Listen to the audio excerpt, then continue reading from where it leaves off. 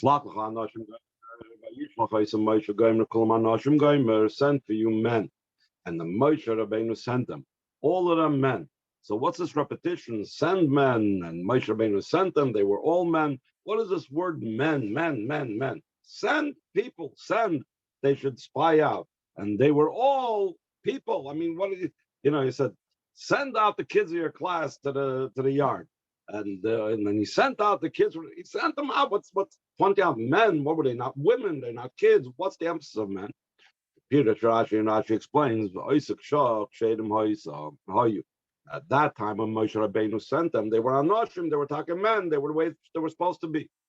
But Tzaddik Lahavim, the Rebbe says we have to understand the Lefizah Shekshenim Hayu, if so, that they were taka kosher, they were taka doing the right thing.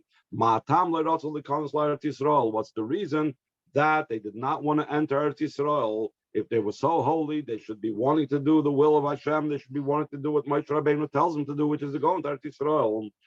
Explain the Torah, Reish Parsha, saying in the beginning of our Parsha, Chassidisha Parsha, which is, as the Rebbe always refers to, the Likkutei Torah of the week, is the Chassidisha Torah portion that a person has to review, just like the minig is to review the Torah portion of the week in Maver Sedrim. Were on a very high spiritual level. That's why they were called kshedim. They were kosher Jews. They weren't lowlife. Because of how high they were, they did not want to enter Eretz Yisrael. What's the connection between how high they were and not wanting to enter Eretz Yisrael? They did not want to lower themselves to do mitzvahs involving action. That's the primary avodah in the land. When they were in the midbar, they weren't preoccupied with physical mundane matters. All the physical needs, all their mundane needs were taken care of automatically. Here you had the situation where they would all of a sudden have to go unto the mamas fartach, like I say in Yiddish, and they would have to now deal with worldly matters. It says Bir Miles Maraglim explaining the quality and the level of the Maraglim.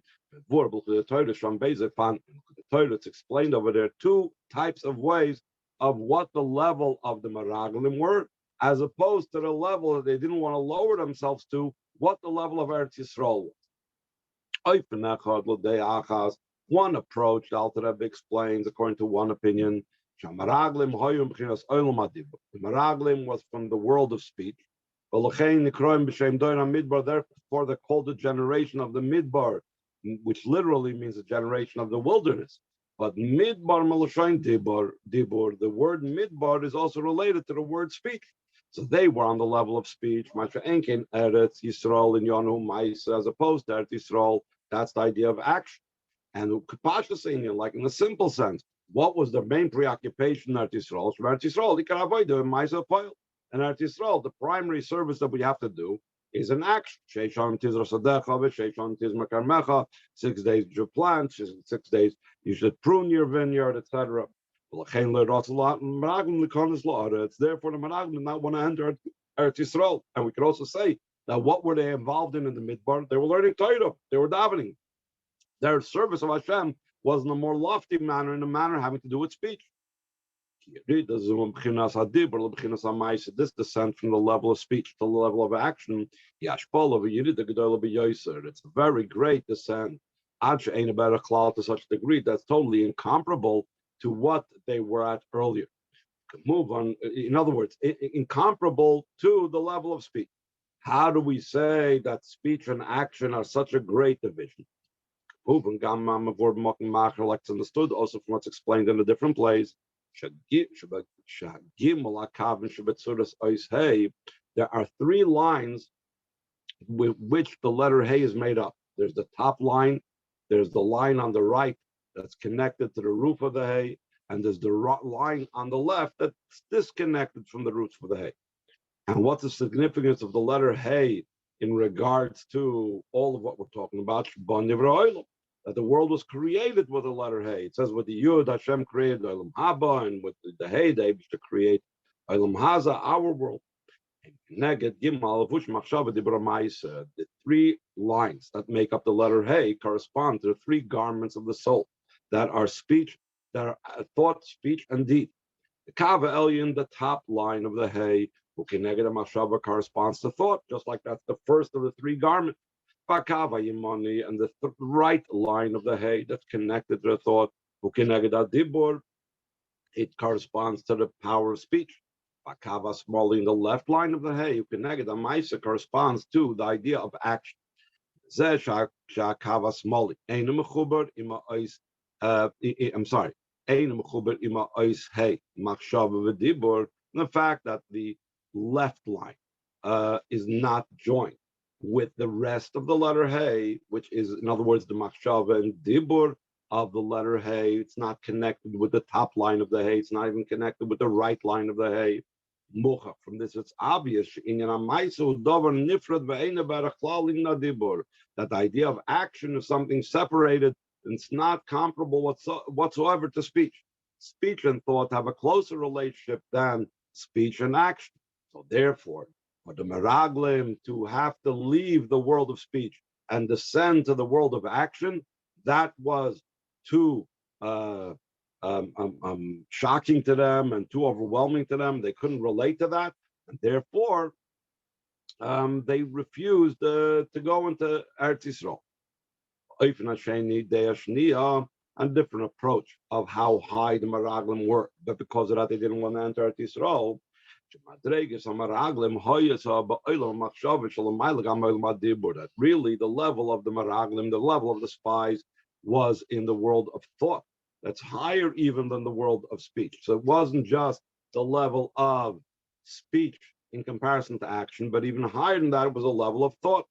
Eretz Yisrael, the Eretz Yisrael is the world of speech. Eretz Yisrael corresponds to Malchus. Malchus is the level of land. Shemayim v'aretz. This always explains that the lowest of the 10 spheres is called the land. That's the level of Malchus. We have a Sintanya in the Geras HaKodesh where he speaks over there about that Sukkos David HaNefelos, the level of Eretz Yisrael. That's a level of speech. And the Meraglim, on the other hand, they were on the world of thought. Because first of all, their service was a matter that was removed from this world. It was an internalized type of service, etc., etc. They did not want to lower themselves into the world of speech, because again, even from thought to speech, it's a great descent. Thought is internal; it's one's deepest being is something that's revealed in thought. Whereas in speech is something that's external, that's something outside of me, something doesn't have to do with me, etc. Therefore, it was for them a great descent to go from their world of thought, from their being on such a high, lofty level in their service of Hashem, and to descend to Eretz Yisrael, the world of speech. The Rebbe adds to what the Alter Rebbe said in the Torah of Yesh Lahoysev is that we can add to this.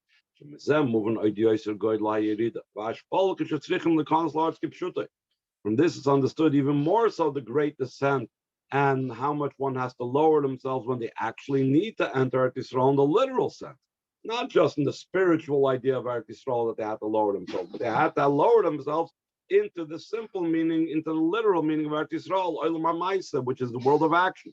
So really, in truth, even though Eretz Yisrael is the world of speech, but they also have to engage with action. So they were like in the skip 2 levels. They were, from their level, which is the world of thought, all the way down to the world of action. Therefore, the Meraglim, the spies on their own, did not want to enter Eretz Yisrael. Calls them moving from all this understood. The fact that the Meraglim, the spies, did not want to enter Eretz Yisrael, because they didn't want to lower themselves into physical matters. The Rebbe goes on to explain this even deeper. We could say about this even more in depth. And by prefacing a thing that's really a wonder, that the man's explanation in all the above mentioned Mamorim of the Alter Rebbe Torah and many other Mamorim that speak about this, how the Meraglim did not want to descend. My time of Mayrich Bilkut Torah Levayan Madregas HaMeraglim. For what reason does Bilkut Torah go on at length to explain the level of the Meraglim? To such a degree that he explains this into 2 ways, like we said before, machshava, v'dibur, either they were on the level of thought or their level of speech. The Lechura, which will be around now, seemingly just be able to explain The idea that the Meraglim did not want to lower themselves to deal and engage with the physicality of the world of Eretz Yisrael, with mitzvahs maisias. He speak loymar, chezesh leirotzel likonos l'Eretz Yisrael. Eretz Masher leirotzel la'ashkol tzatman dvarim gashmim would have been sufficient. But the Alter Rebbe already said that they didn't want to enter Eretz Yisrael because they did not want to descend into physical things. What's important over here? Why do we need to discuss so much about what level the Meraglim were? Either they were the level of thought or they were the level of speech. What matters is that they felt themselves very high, and they felt that dealing with the physicality of the world was beneath them, and therefore they didn't want to enter there. Why is it so important to know what the level of the Meraglim was and to bring different opinions and different ideas about their level? So the Rebbe explains 3 lines from the bottom. We say the intention of the Alter Rebbe and this is this he emphasized the fact that the Meraglim did not want to enter Eretz Yisrael. It's not because they thought that the idea of entering Eretz Yisrael, there's no need in it, that they thought that there's no need to enter Eretz Yisrael. They thought that this matter has no application to them.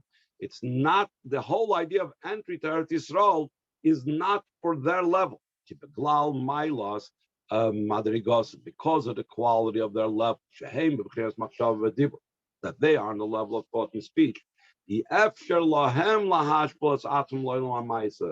not possible for them to descend to the world of action. In other words, like this, it was about focusing on themselves. They looked at themselves and they said, I am such and such a type of person. I am a machshava person. I'm a thinker. I'm a speaker. You want me to go ahead and deal with minor things of action? It's like the Rebbe a lot of times urged people that they should go out and do things. And he said, I sit and learn. I'm a philosopher, or I am a very famous rabbi and public speaker. You actually want me to sit down and learn with kids Aleph Beis? This is beneath me. So this was the emphasis that the Alter Rebbe is trying to say over here, that they felt it was beneath their level. They recognized their level, and they felt that was beneath their level to deal with the world of action. So therefore, from this, we also see something very powerful as well. No one is denying that thought and speech are beyond action. And therefore, in truth, thought and speech should not be able to come down to action. So the fact that Moshe Rabbeinu sent them to do so, despite their level of thought and action, it's not because Moshe Rabbeinu did not recognize what their level was, but just the opposite. Moshe Rabbeinu empowered them, as we'll soon see inside, were a level beyond their thought and beyond their speech, that they could still come down into action. According to this, we could say, the reason that Moshe Rabbeinu sent them,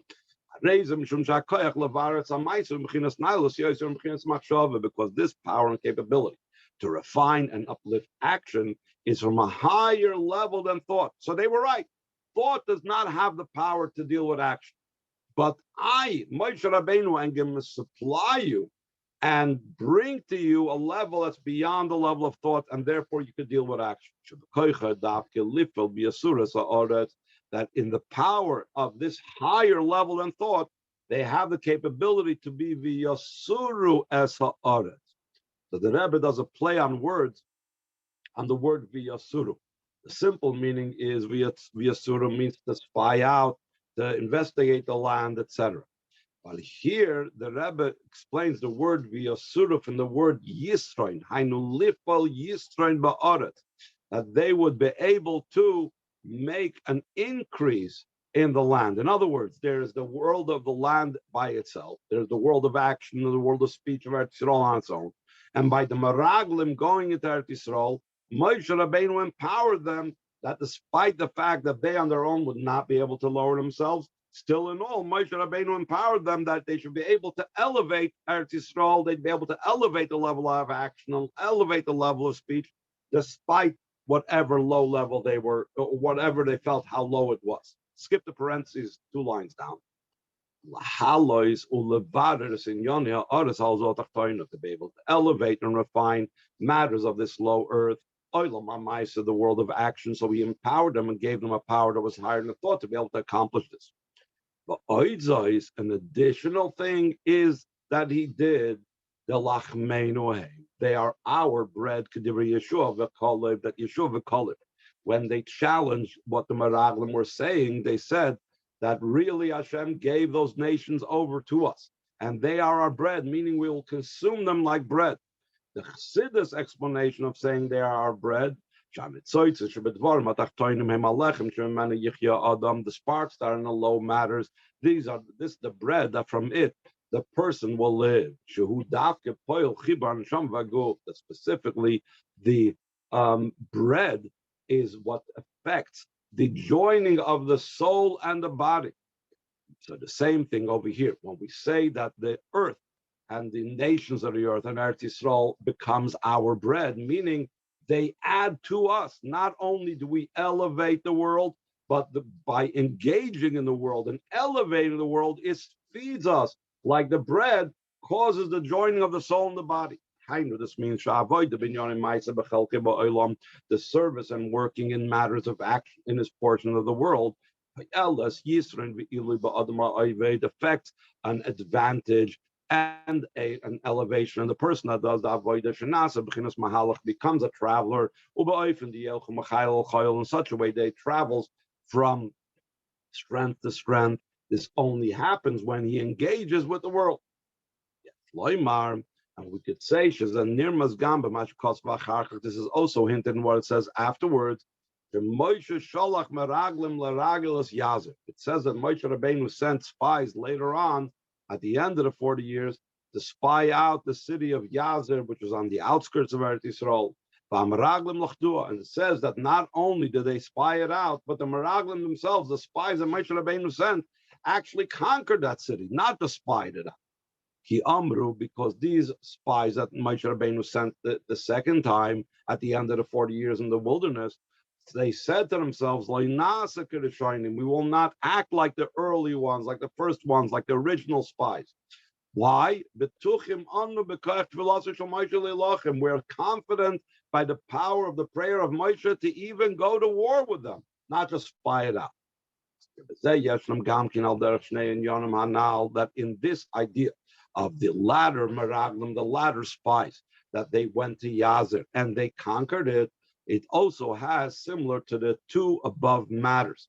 That one thing is that they have the power, the strength from above, higher than thought, to be able to engage with the physical, to be able to engage with the world. And not only that, but the engagement with the world elevates them as well. First of all, that these spies conquered a part of Chutz La'aretz by the power of Moshe. In addition to that, that this portion is called Yazer. Yazer is from the word assistance. What does it mean, the assistance? That this very portion of the world that they had conquered, it itself assists them. That should be in such a way that it adds to the person that does the service. Not only does the world need the person that refines the world, also the person needs the world. Why does the person need the world? Because through the person engaging with the world and elevating the world, so that also there is an increase, an addition happening to the person himself. The Rebbe goes on the last paragraph on the second page. We still need to understand. In the story of the spies, like the spies in our parsha did not fulfill their service the way it's supposed to be. They failed in their mission. They did not choose to engage in the world. They wanted to remain removed from the world. But we must say that the mission of Moshe was fulfilled, because as we know that whatever Moshe Rabbeinu, it says the Mishkan of Moshe, Ma'aseh Moshe is everlasting. So if Moshe Rabbeinu sent them, it must be that his mission was fulfilled in some way. And also another proof that must be that Moshe Rabbeinu's mission was fulfilled with these Meraglim, it's understood from the fact when the Gemara it's derived that the Kiddush Hashem, sanctifying Hashem's name, is only in the presence of 10 Yidden. It says by the Meraglim, till when is this evil congregation going to be around?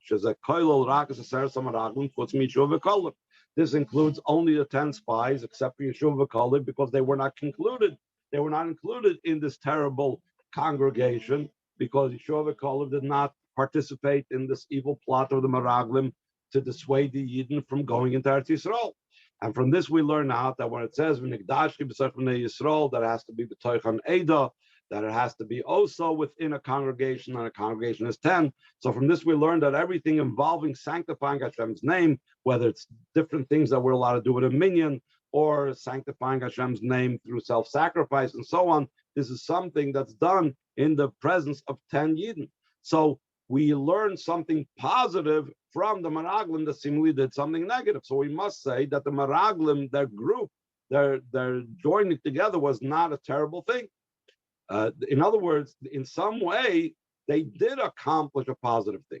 The explanation this is concerning the portion of the Meraglim in Eretz Yisrael, like our Pirush Rashi Yeshua V'Kalib, not L'Chelkum Shel Meraglim Ba'aretz, that Yeshua V'Kalib took the portion of the Meraglim in Eretz Yisrael V'Kam V'Tachtem L'Chayim, and they arose in their place for life. Meaning that whatever portions were supposed to be assigned and given over to these 10 leaders of the tribes, to the Meraglim, so instead Yeshua V'Kalib had inherited those portions. So in other words, when Nimtza comes out, for sure that the part of the Meraglim, that part of the land that the Meraglim were supposed to elevate, became elevated, but instead of through the Meraglim, it was elevated through Yeshua V'Kalib. So that's one part of the mission of Moshe that was accomplished. Moshe Rabbeinu wanted to send the Meraglim so he could elevate the parts of Eretz Yisrael, and it was accomplished, but not through the Meraglim. It was accomplished also through it was accomplished not also, but through the Kalib and Yeshua. But we were saying before that the Meraglim are a positive congregation. A minyan has learned out from them. So it must be that there was something positive in the Meraglim itself. What Kalib and Yeshua accomplished was only uplifting that object of their portion in the land. But concerning the person of the Hamaraglim, of the spies, seemingly they were lacking something. And how can you say that Moshe Rabbeinu's mission, that they should be able to become elevated through the process, should be lacking? So the Rebbe adds, with this we could say, there's nothing that stands in the face of Shuvah. Just the opposite about Shuvah, that the one who did Shuvah is even more special and beloved by Hashem than before he did the sin. If so, it comes out that after the Meraglim did Shuvah, so they also had the ascent that they were originally supposed to have if they would have fulfilled their mission completely and normally. But even though they did not seemingly fulfill their mission, but through tshuva, they attained that high level that they were supposed to attain anyhow. Top of the last page says, "V'hinei ha'toyda nitzchus ha'toyda is everlasting." It's explained in many places, but Tanya the Torah v'chulu, Tanya the Torah, etc. Kivan sha'toyda nitzchus, since the Torah is everlasting, moving shekolinim b'toyda yesh b'yirah nitzchus. Cause man m'kayim is therefore it's understood that every matter in the Torah has an everlasting lesson to all times and all places. Since the Meraglim were kosher at that time, like we said, but not only they were kosher, which means that they were just good Jews, but even more so, we explained, rather we said they were on a very high level. It's understood from this.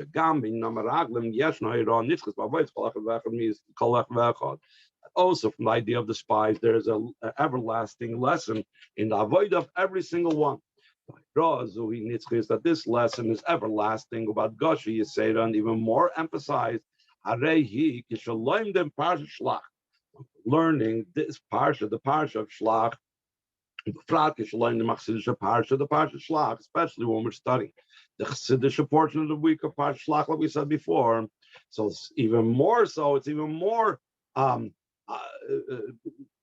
obligatory and a lesson for us, etc., etc. The idea behind this is concerning these two opinions, whether they were on the level of thought and they didn't want to lower themselves down to Eretz Yisrael, the level of speech, or they were on the level of speech and didn't want to lower themselves down to the level of action. It's not just that these and those are the words of the living God. In other words, both opinions, both views have some part and some idea in the Torah, but it's even more than that. We could say, but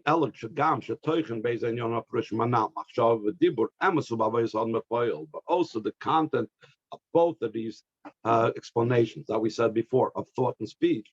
It is true in the service of a person in actuality that a person is similar to the Meraglim in being on the level of thought and on the level of speech. Hainu, meaning that there needs to be the descent to the world of action. Whether we're dealing in the world of thought that's in the person, whether we're dealing with the world of speech in a person. Every single person has the level of thought that's within him. The level of thought corresponds to the world of creation. Because Atzilus, the 10 spheres of Atzilus correspond to the 10 koichs on Nefesh, and the world's Bri Yitzir Asiyah correspond to the 3 garments of thought, speech, and action. So therefore, how do we see that in a person? There's the level of the world of speech. So he says, like we say in the brachas of the morning, you created her, the neshama, you formed her, and you blew it into me. The b'chinas ata, but also the idea that you created the neshama, hainu b'chinas habriya sheminishmas. That's the level of the world of bria in the person's soul. The level of the world of thought within the person. B'chinas ata yitzarta koel b'chinas yitzira sheminishmas, in the level of that you formed her, goes on the level of the world of yitzira that's in his neshama. Which corresponds to the world of speech in the person. But that's not the goal. The goal is the ultimate purpose is they should not remain in their place. They should descend to the world of action, just like we say in the Birch Shachar, you blew it into me. Until it'll be that you will guard the neshama and protect the neshama within me. Because just like the goal of the neshama is to descend down here into the body, the same thing, the goal of every neshama is to engage with the physical world. This is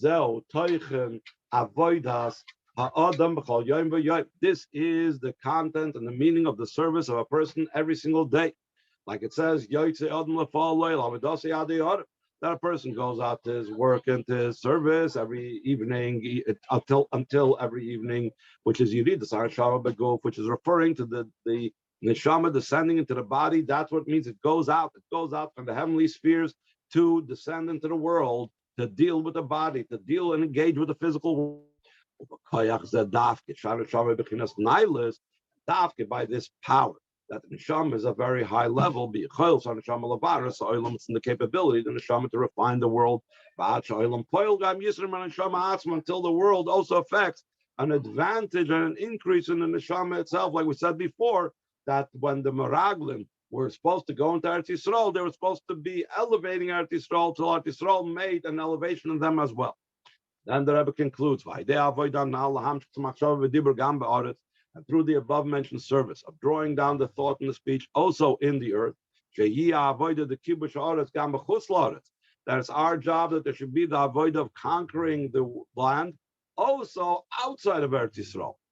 Like Tzemach Tzedek's famous saying that he told the chassid that want to travel to Eretz Yisrael, he told them instead, Machta Eretz Yisrael, make this place, make the place that you're living over here in Russia, in Belarus, turn this into Eretz Yisrael. In other words, that's the mission of the Yid, to make even Chutz La'aretz into Eretz Yisrael, to conquer Chutz La'aretz. Through this, we bring closer to future redemption. There should be the literal conquest of the Eretz Yisrael. There should be the literal entrance into Eretz Yisrael. In addition to this,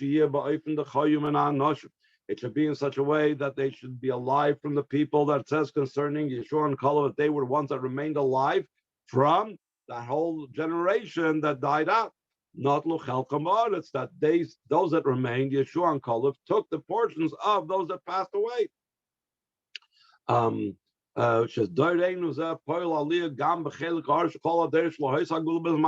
That our generation, that we are conquering the land now. The Rebbe says an amazing thing. We affect an ascent also in the portion of the land of the entire world of all the generations that they did not bring about the redemption. We are going to bring about the redemption and cause an elevation and ascent of all of those parts of the land and the world that weren't elevated yet. Through that becomes a perfection in the entire world. How much more so perfection in the Yid. Until we have a revelation of Yechid of all Yid. This revelation will be down here, a soul in the body. This will be all very soon. The Shamas Begufin shall call Yisrael shall call the souls and bodies of all the Yidden of all the generations. How much more so souls and bodies of Yidden in this generation that through them becomes an ascent in all the generations, like we said before, out of gladness and out of happiness and gladness of heart, until the revelation of the joy that the barren woman will rejoice that even though she did not give birth, that there will be the birth of Mashiach. It will be the birth and the revelation of Mashiach's times. You will not delay them even on an eye blink. But take from Yad Mamish, and immediately so. Amen. Amen.